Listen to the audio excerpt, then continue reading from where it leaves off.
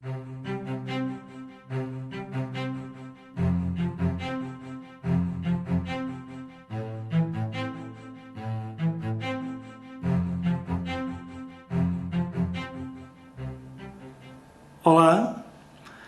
chamo-me Artur Barata e sou hipnoterapeuta certificado em hipnose clínica e terapia de vidas passadas e também sou praticante de EFT, Emotional Freedom Techniques.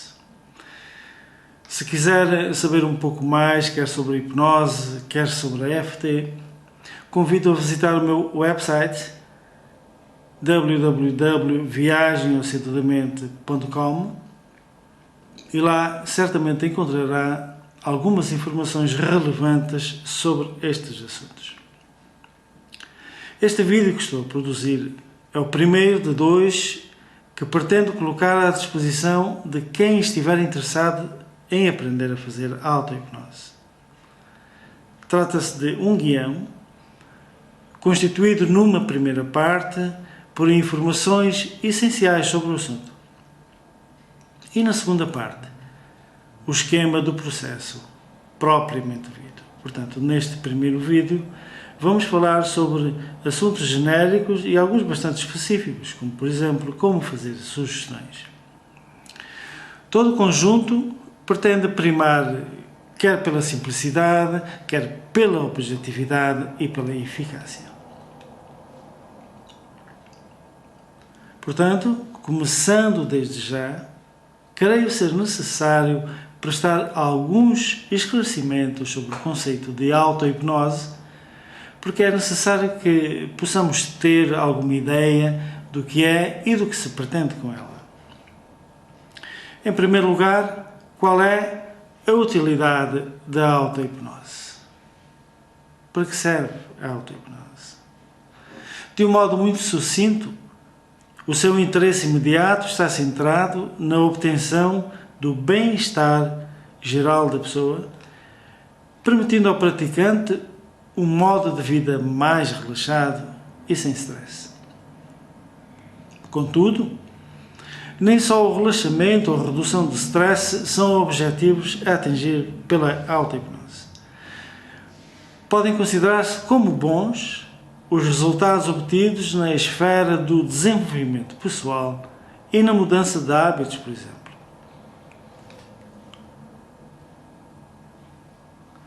A hipnose é um estado alterado de consciência que é natural no ser humano. Feita esta afirmação, que poderá contrariar a ideia que alguns poderão ter sobre ela, poderemos supor que esse estado pode ser acedido com o auxílio de uma outra pessoa, a que vulgarmente chamamos o operador, ou mais conhecida pelo hipnotizador, ou através da iniciativa do próprio. No primeiro caso, teremos uma situação de hetero-hipnose, e no segundo caso, estaremos perante uma situação de auto-hipnose. Então, a auto-hipnose recebe esse nome apenas porque uma pessoa se hipnotiza a si própria. Este conceito não é, no entanto, restritivo, porque podem ser utilizadas gravações com as induções que conduzem ao estado de hipnose realizadas quer pelo próprio interessado, utilizando a sua voz, quer por outra pessoa, qualquer que ela seja. Ambos os casos, na verdadeira acessão da palavra, poderão ser considerados hetero-hipnose e não auto-hipnose. Para o propósito em vista, contudo, não nos interessam tanto as questões técnicas ou os meios e os processos utilizados, mas mais os objetivos que pretendemos alcançar com a auto-hipnose. De modo que, para os efeitos pretendidos, poderemos considerar estas duas situações referidas como se de auto-hipnose se tratasse realmente. Para que serve, então, a auto-hipnose? Do mesmo modo que na hetero-hipnose, também o estado hipnótico obtido com a auto-hipnose é utilizado como cama para as sugestões. Ou seja, permite que uma pessoa se torne mais receptiva às sugestões do que aquilo que é habitual no seu dia-a-dia. No seu estado normal, as pessoas tendem a exercer maior vigilância sobre aquilo que lhes é dito, não é assim? Sobre o que ouvem, inclusive sobre o que dizem a si próprias. E porquê que isso acontece? Por causa de uma particularidade da mente a que chamamos fator crítico. Esse fator crítico desempenha o papel de guarda do portão, aquele que filtra todas as informações que chegam à mente consciente, provenientes do ambiente externo, por meio dos sentidos, ou do ambiente interno, os nossos pensamentos, a nossa imaginação. Algumas dessas informações a mente aceita, aquelas que estão de acordo com as suas crenças, previamente aprendidas, do modo geral, na infância e na adolescência, ou por ocasião de algum trauma ou preocupação. E outras rejeita, exatamente as que contrariam aquilo que acredita ser verdadeiro ou falso. Em resumo, o que se pretende com a hipnose, seja ela hetero ou auto-hipnose, é criar um estado especial da mente que facilita a ultrapassagem desse fator crítico, desse porteiro da nossa imaginação, e que permita a absorção pela mente das novas ideias veiculadas pelas sugestões. Outra coisa que é necessário perceber quando se faz a auto-hipnose é que muitos não têm a certeza se entraram ou se estão a entrar ou não no estado desejado para poderem fazer as sugestões pretendidas, pelo que se sentem tentados a vigiar de perto o progresso da sua auto-indução. Essa necessidade de vigilância, essa preocupação de saber se estão ou não a entrar em hipnose, traz cá para cima, põe em evidência o referido fator crítico da mente. E esta é uma característica dos iniciados. Normalmente cometem este erro. E, em verdade, é um erro que, invariavelmente, arruína todo o processo. O que é que se deve fazer, então? Coloque-se numa posição confortável e permita que tudo se desenvolva naturalmente, sem se preocupar com o resultado. Faça-o simplesmente de um modo despreocupado e sem esforço. Devo informá-lo ou informá-la que, como todas as coisas, também esta se aprende. Ao princípio, poderá ter algumas dificuldades, fruto da inexperiência, claro, mas com a prática as coisas começarão a fluir com mais naturalidade. Tenha também atenção que, embora no estado de hipnose o relaxamento mental sempre ocorra, não é obrigatório que haja relaxamento físico. Isto pode provocar alguma admiração nas pessoas, mas de facto não é obrigatório que no estado hipnótico a pessoa esteja fisicamente relaxada. Portanto, o relaxamento físico pode ou não acontecer. Se a sugestão, aquela sugestão quando virmos no próximo vídeo, incluir relaxamento físico, então ele vai ocorrer certamente. O que é garantido é que a certo ponto do processo de autoindução hipnótica poderá sentir que o seu corpo está muito pesado, devido ao relaxamento sugerido, o tal relaxamento sugerido. Ou então que flutua. E esta é uma forma de dissociação.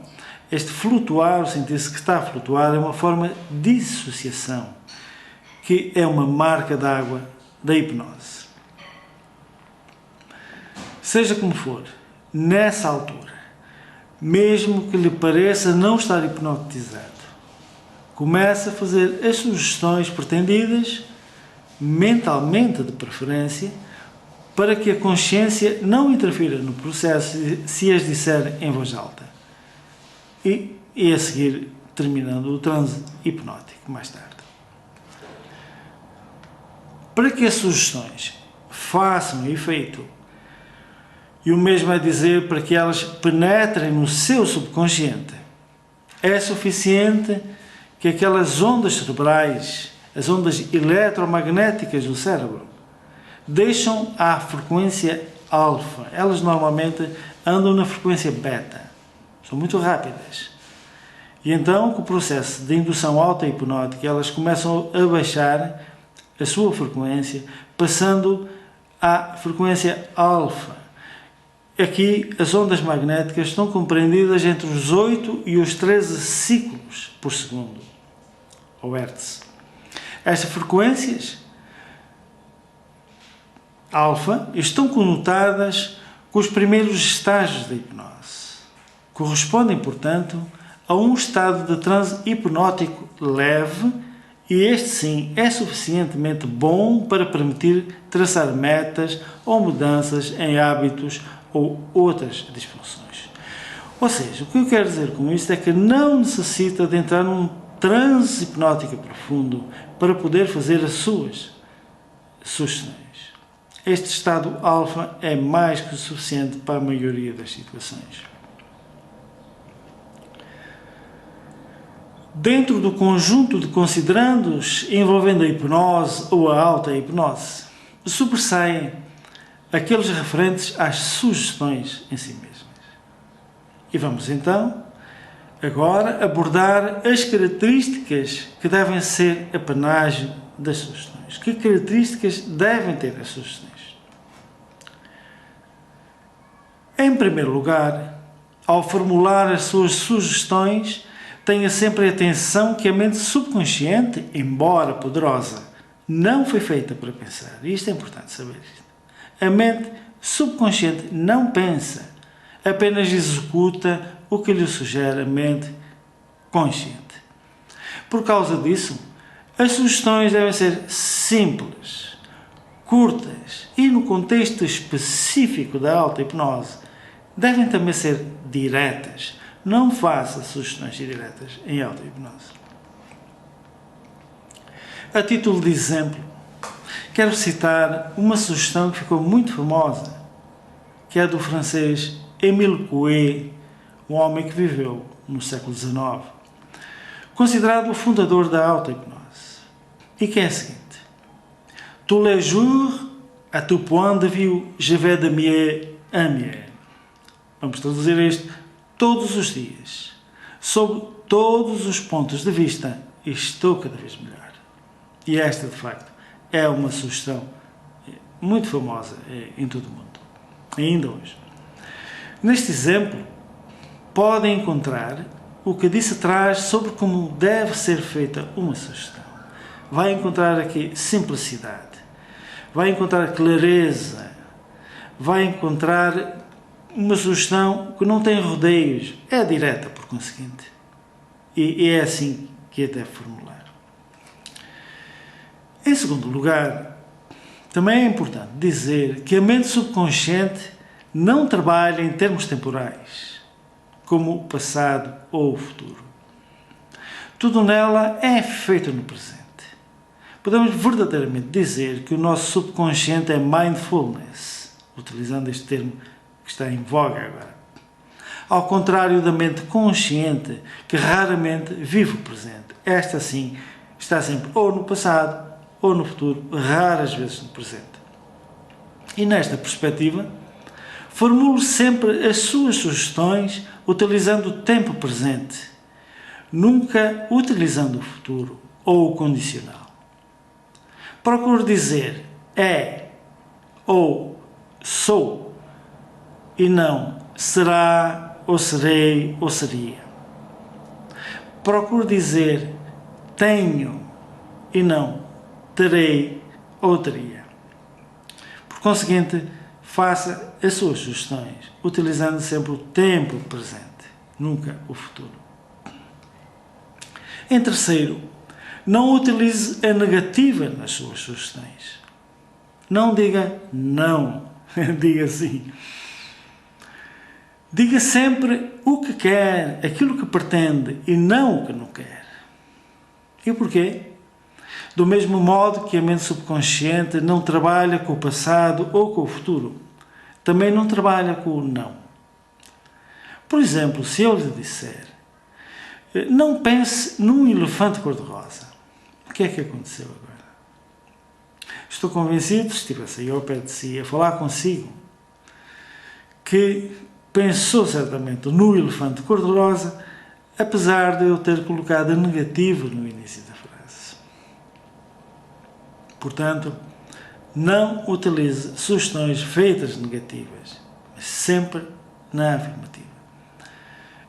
Em quarto lugar, muitas vezes é necessário repetir muitas vezes as sugestões. Muitas vezes é preciso repetir muitas vezes. Portanto, repita o maior número de vezes possível as sugestões, para que elas produzam efeito. Isso significa dizer que a sugestão, ou seja, antes, a repetição, é uma das palavras, uma das chaves do sucesso de qualquer sessão de auto-hipnose. Desse modo, deve procurar fazer pelo menos uma sessão por dia, durante o tempo que for necessário, até perceber no seu íntimo que as suas afirmações foram aceitas pelo seu subconsciente. E saberá isso quando não sentir mais resistência interna. Quando as coisas fluírem e não houver oposição da sua mente inconsciente ou daquele fator crítico que referimos há bocadinho.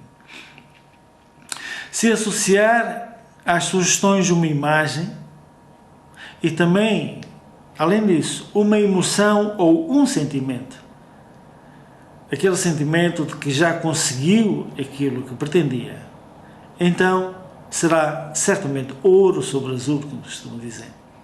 E provavelmente as suas hipóteses de bons resultados serão potenciadas ao máximo, conseguindo o que se propõe. E pronto, agora já sabe que ao formular as suas sugestões deve fazer afirmações simples, objetivas, curtas, diretas, sempre positivas e enunciadas no presente, e que deve repeti-las o tempo que for necessário, associando-as de preferência a imagens, emoções ou sentimentos similares àqueles que teria se já estivesse na posse do que deseja alcançar. Armados com estes conhecimentos, então agora estamos prontos para conhecer os procedimentos da técnica da auto-hipnose que proponho no vídeo que vem a seguir e que será feito brevemente. Vá estudando estes procedimentos, vá tentando inclusive ver o que é aquilo que pretende com a auto-hipnose e formulando as suas sugestões do modo correto, como aqui foi ensinado. Obrigado pela atenção que me dispensou. Seja bom dia, boa tarde ou boa noite. Reafirmo o meu agradecimento por me ter visto e ouvido. Até à próxima edição do vídeo. Muito obrigado.